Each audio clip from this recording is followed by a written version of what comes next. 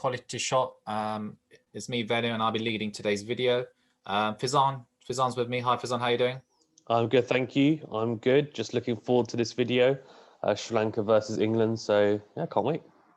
Yeah. So as Fizan just mentioned, we can review the first day of the first Test match between Sri Lanka and England, played at Galle. Yeah, I'm just not sure what to say really. It's just because for me, I support both Sri Lanka and England. I want them both to do well, but yeah, just seeing Sri Lanka getting bowled out for what was it? 135 was a shambolic performance. It's some of the shots the batsman played was ridiculous, wasn't it, Fizan? Seemed a bit village at times. Especially to Don Bess. Don Bess would be thinking, what did I do to deserve this today? You know what? I watched it again. I watched the wickets. I just thought he must be thinking to himself. He must be sitting in bed just laughing to himself, thinking, I can't believe I've just got a fifer. And that's nothing against him. I just don't think he's like a top elite bowler. That's all I think.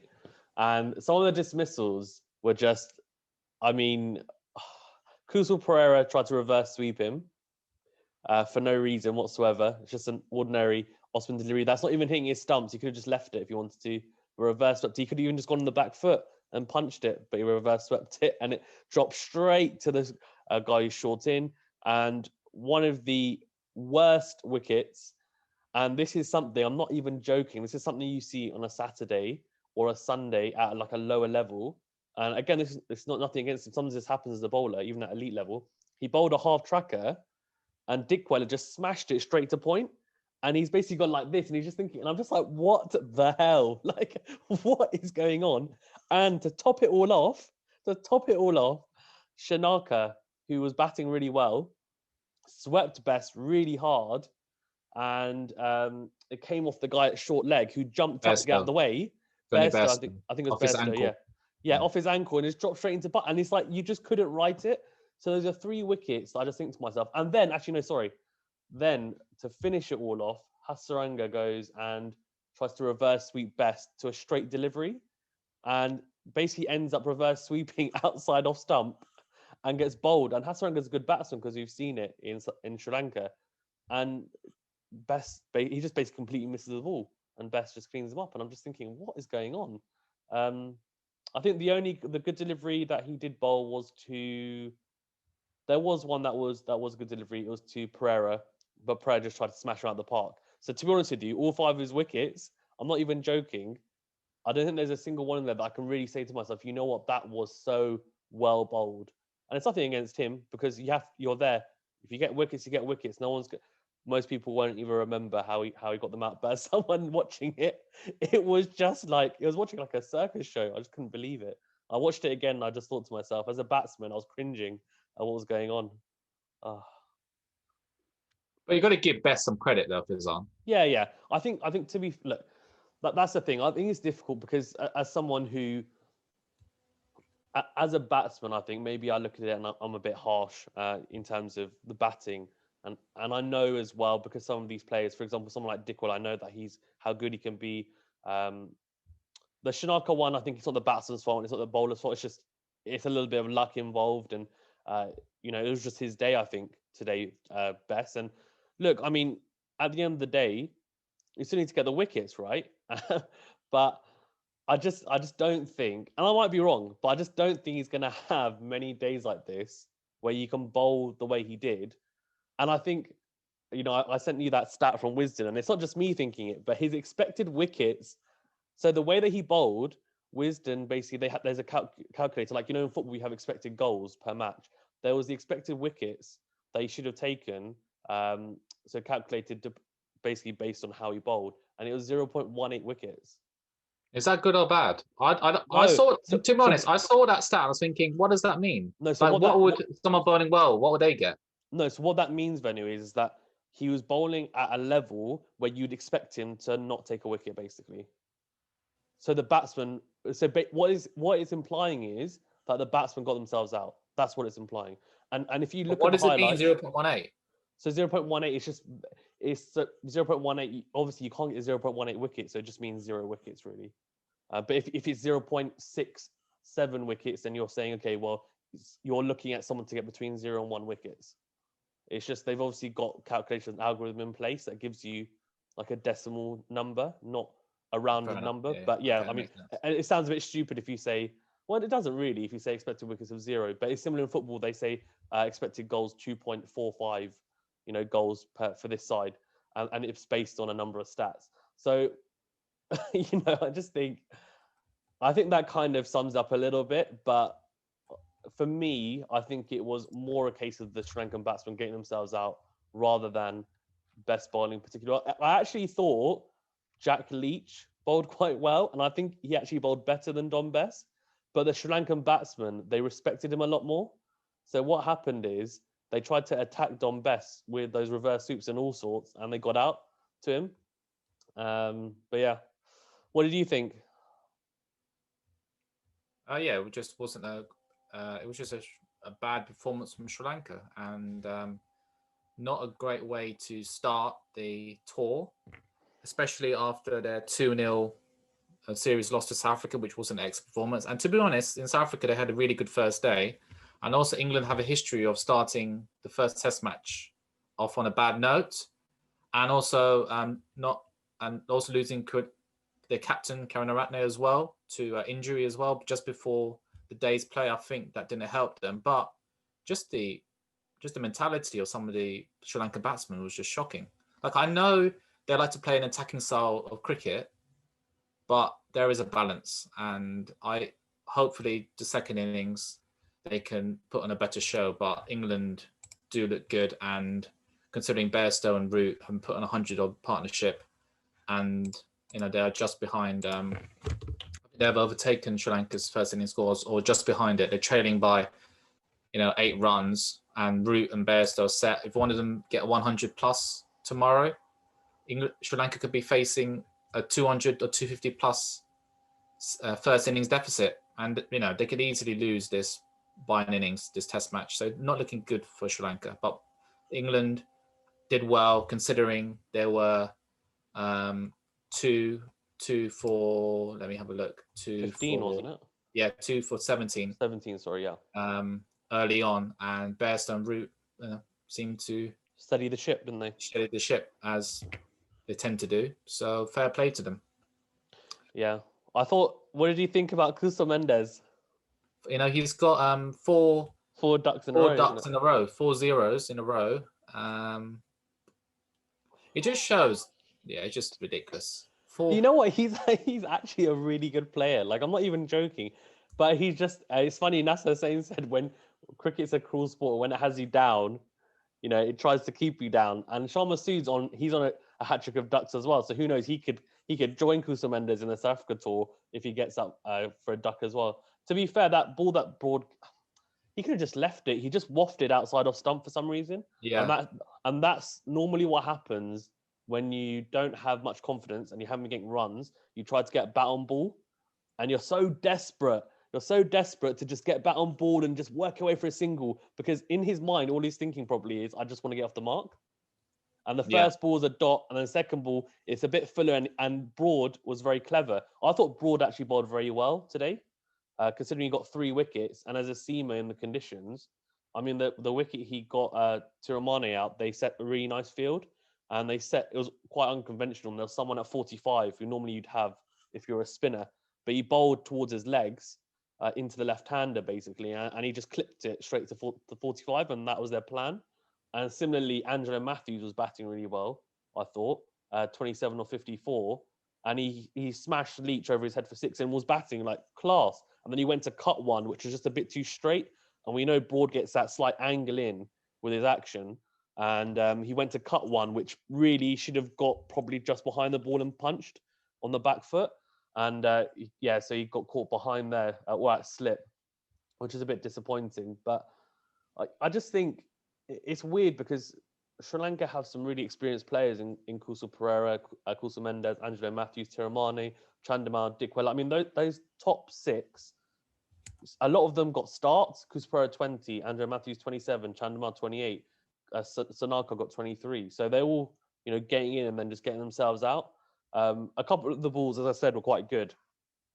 Even Leach bowling to Chandama, Dan Lawrence dropped him first, and then he got caught in the same position. But once you get dropped in one position, as a batsman, you surely should be thinking to yourself, because I know I do, that if I get dropped in a position, I think, okay, what did I do wrong there? And you think, I'm not going to do that again. But then Chandama did exactly the same thing a couple of overs later and got caught in the same position.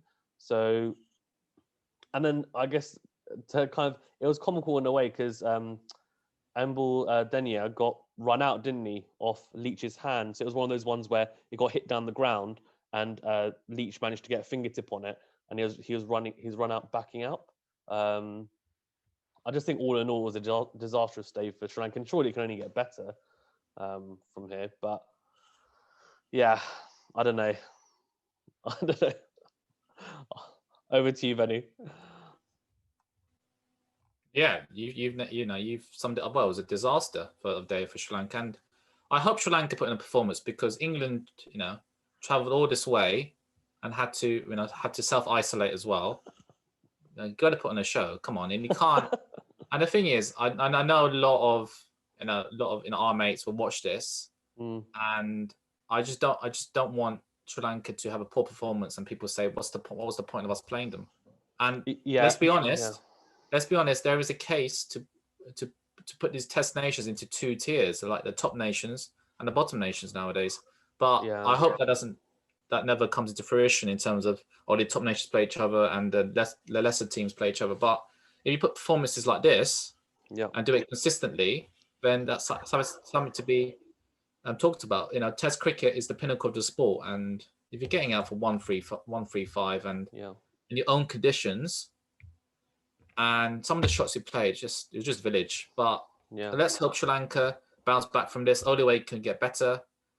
And let's hope there's a fight back tomorrow. You never roll the Sri Lankans out, that's for sure.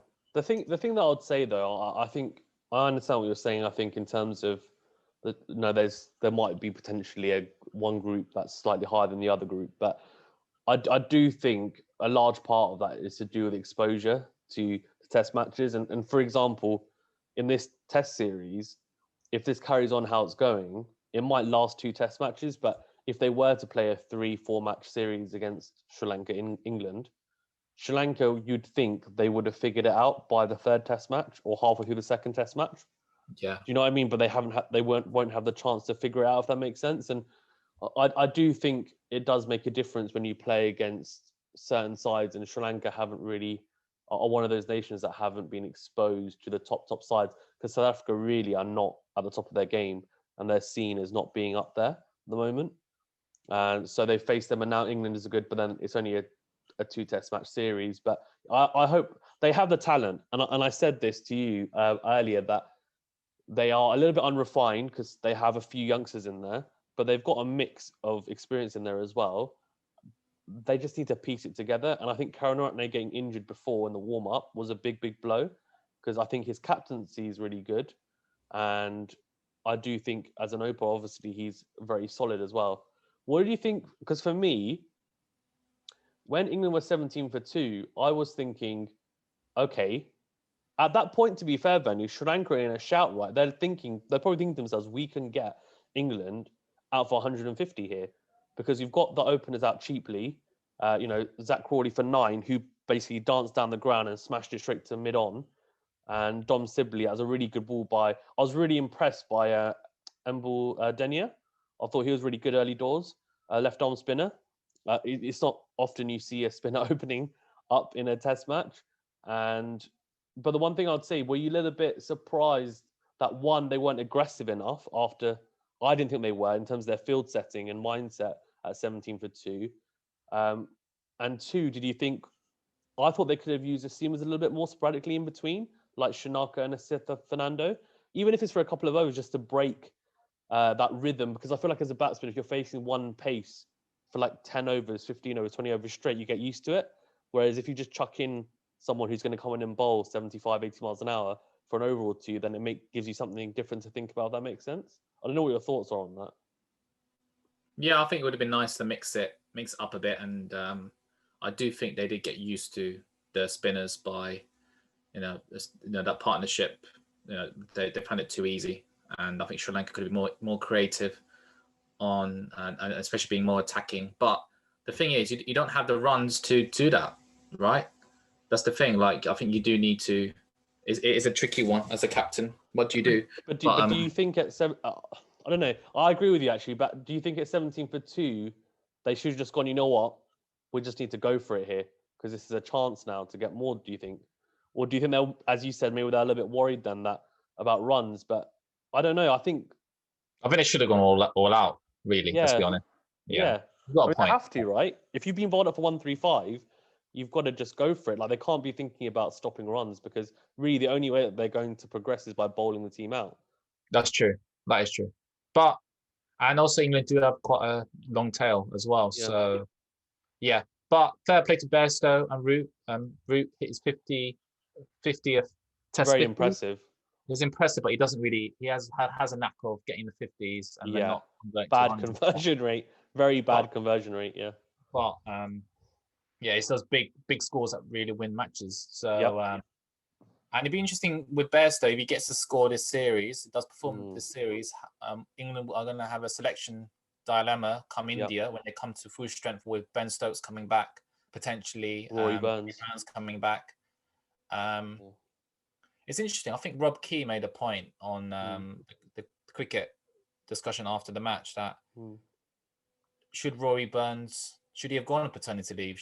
Because he's not like a Ben Stokes or an Archer where his place is dead set, or like Virat Kohli where his place is dead set. He can walk back straight into the team.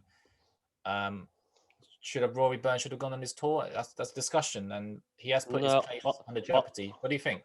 No, I don't think it's a discussion at all, to be honest with you. As someone who, I don't have any children, but hopefully one day I will. If, for example, and it's difficult because obviously I'm not a professional cricket player, or even myself, but he's thinking to himself, I think it's his firstborn as well. So that's quite a big one. Firstly, it's his firstborn. Second of all, with COVID, etc. as well, especially in the UK, is pretty rife. I think he's probably, as a husband or a partner, I don't know if he's married, he's probably thinking to himself, it's my responsibility, and family comes over your occupation. That's how I think anyway, and I'm sure a lot of people will think like that as well. And I understand, like you make a very good point that he's not a Ben Stokes or Virat Kohli, and he's not going to walk back. He might not potentially walk back into the team because if Bairstow performs really well, like you said, then and Zach Crawley gets some runs and Sibley gets some runs, then that could be the new top 3, and then he might have to push his way back in by some really big performances for Surrey, for example, and he might be on the outskirts. But I don't think he'll be regretting it. I just think he'll be thinking, if that's how it's going to be, that's how it'll be. And like I think he'll just think to himself, well, if I do get dropped, then okay, I'll just have to prove myself again with Surrey, and I'm sure I'll come back in. And he has value clearly because he's done well over, a few years now. But I don't think anyone misses. It's the same with Virat Kohli missing the Australia tour. If India were getting smashed at the moment in that series and they lost the series 4-0, I don't think he would regret it at all because it's more important. Like, there's bigger things in cricket, I think, and family, I think, comes first. There've been players before that have missed. Yeah, but that I think a lot of them is their second and third childs, aren't they? Well, also here's an example. Was it Mohammad Siraj? His Siraj or one of the Indian bowlers. Their father passed away, and they didn't go back for the funeral. Yeah, but I think did that happen during the series? Yeah. Yeah, but then you have to think about they have to quarantine when they go back. Then they have to. There's loads of. It's a bit different. Like, whereas, for example, if he was in India and then his father passed away before the tour, I'm pretty sure he would have stayed. And it is personal preference as well. But I like, as someone who is quite big on family, like I would do the same thing, to be honest with you. So I don't think it's a personal decision. I think if you want to do it or not to do it, and I think if someone does want to do it, you have to respect it. If someone doesn't want to do it, like you said, then they have to respect it as well. And I agree. And I don't think you should criticize them for doing whatever choice. Yeah, I agree. I agree with that. If someone wants to go and they've got that relationship with their partner or whatever, then like that's up to them. We don't know their dynamic, right, at home, and we don't know them personally on that level. So I just think, yeah, it just is what it is, I guess. So looking forward for this Test match. England are definitely in the driving seat. Sri Lanka are, they're so far from the driving seat. You know, it's just not at all. They're not even in the car. Let's they're hanging on to dear life onto the back of the car at the moment, I think. Yeah, they kind of they were just left on the road like 10 miles behind, to be honest. That's how far behind they are. But we'll see. I think England need to get Johnny Bairstow route early on tomorrow, Sri Lanka, and I think England are looking for Bairstow route to lay the platform, and hopefully we'll see some Butler carbon fireworks later on in the innings. So yeah, things are looking good for England. And things looking not so good for Sri Lanka. But it was good day's cricket, wasn't it? Good to be back, especially in lockdown, seeing England playing, which is good. Yeah, it was good. It was good. I think from a Sri Lankan point of view, they won't want to see the Butler fireworks. But I think, to be honest, if Sri Lanka get a couple of early wickets, and they've got Dan Lawrence to look at, who obviously is making his Test debut, this is not an easy place to make your debut. So they've got fresh blood to look at. And then Jos Buttler. Look, I mean, he's had an up and down Test career, and I think obviously he hit that big 100 against Pakistan.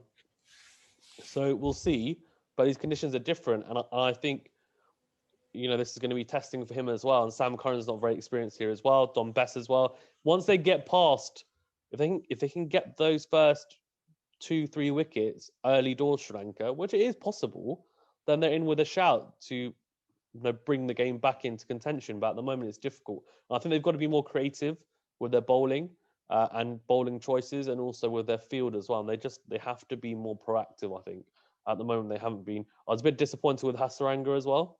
I don't think he was used particularly well. And then when he did bowl, he just got a little bit of tap, and I think he can improve a little bit tomorrow as well. So fingers crossed for a good day's cricket tomorrow. Yeah, you've ended it well. So let's leave it there. And thank you for watching Quality Shot. And please feel free to like and subscribe to Fazan's channel. You can also watch some other sports if you get bored of cricket. So yeah, never get bored of cricket. Well, you never know with other viewers. You never know. But we'll, especially after this performance by Sri Lanka. Come on. But yeah, thanks for watching, and see you another video soon. So bye for now. Thank you.